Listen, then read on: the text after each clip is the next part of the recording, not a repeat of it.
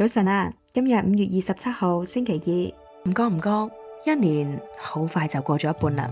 時間一日一日咁流走，我哋成日都講等得閒先啦，結果得閒就冇陪過屋企人。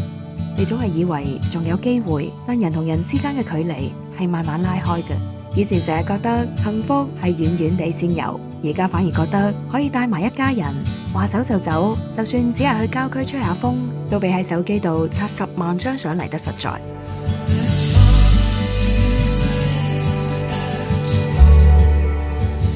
有啲風景要齊人先靚，有啲路要有人陪先唔辛苦。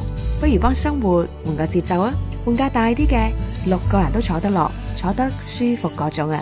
小朋友可以瞓得舒舒服服，媽咪對腳唔使再收收埋埋，笑聲可以一路響住。原來慢落嚟嘅生活先至係最好嘅旅行。毅排全身高山，唔趕時間，我哋只趕幸福。